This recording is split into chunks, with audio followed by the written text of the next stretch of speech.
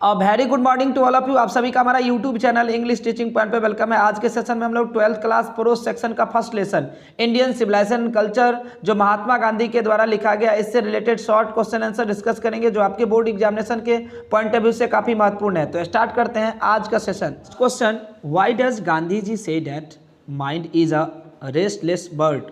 What makes mind restless?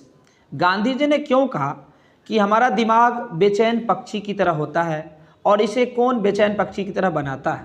Gandhi ji says that, Gandhi ji ने कहा कि mind is a restless bird, कि दिमाग बेचैन पक्षी की तरह होता है बिकॉज क्योंकि it is a never satisfied, क्योंकि हमारा दिमाग जो है कभी सेटिस्फाइड नहीं होता है, कभी संतुष्ट नहीं होता है। द मोर इट गेट्स, इसे जितना प्राप्त करता है, द मोर इट वांट्स, उतना और चाहता है, एंड रिमेन अनसेटिस्फाइड, और फिर भी यह असंतुष्ट रहता है।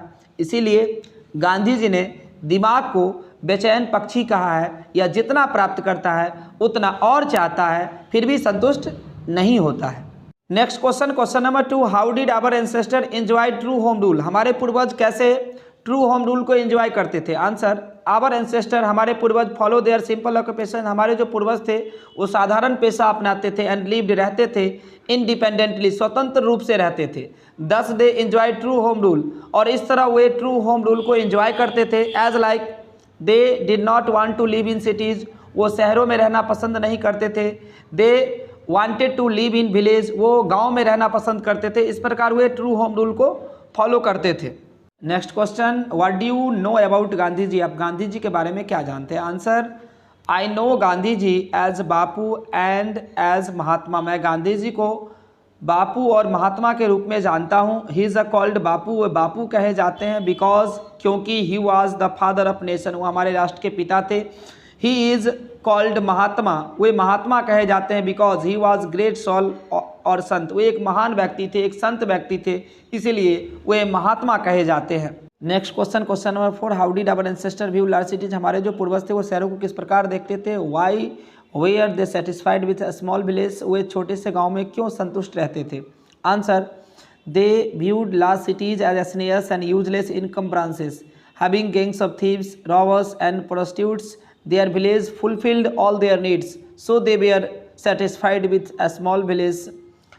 Our ancestor did not want to live in cities. हमारे जो पूर्वज थे वो शहरों में रहना नहीं चाहते। According to them, उनके अनुसार cities are full of corruption.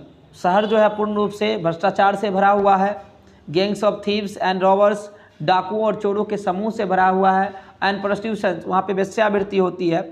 So they did not want to live in cities, इसीलिए वो शहरों में रहना नहीं चाहते थे। अकॉर्डिंग टू देम, उनके अनुसार, their village fulfilled all there needs, उनका जो गांव है उनकी सारी ज़रूरत को पूरा करता है।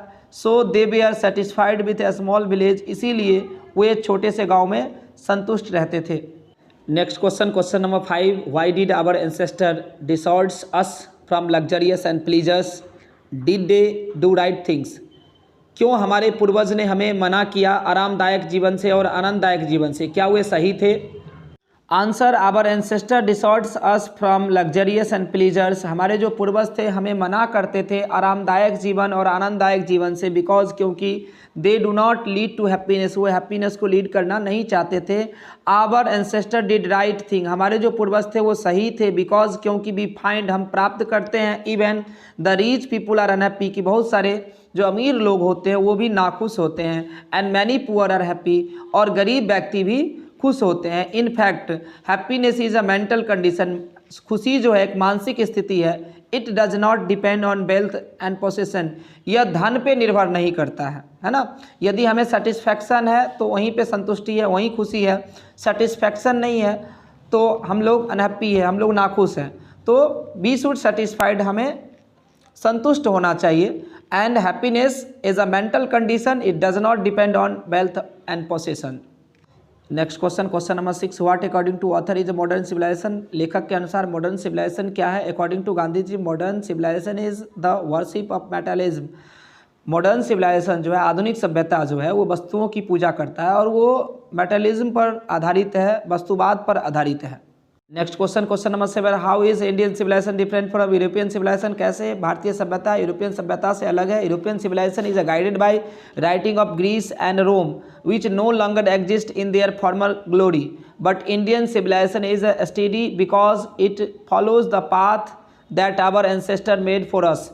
भारतीय सभ्यता जो है यूरोपियन सभ्यता से अलग है क्योंकि हमारे जो पूर्वज है, हमारे पूर्वजों के द्वारा जो बनाया गया रूल था उसके पथ पर चले हैं। इंडियन सिविलाइजेशन उसके पथ पर चली है, लेकिन जो यूरोपियन सिविलाइजेशन रही है उसने अपने रास्ते को बदल दिया है। उसकी जो फॉर्मर ग्लोरी थी, उसकी जो वास्तविक एंशियंट ग्लोरी थी, उसको उन्होंने क्या किया, लेफ्ट कर दिया है, छोड़ दिया है, और मॉडर्न सिविलाइजेशन का क्या किया, एडप्ट कर दिया। अतः हम कह सकते हैं भारतीय सभ्यता जो है वो दुनिया के किसी भी सभ्यता से मैच नहीं करती है।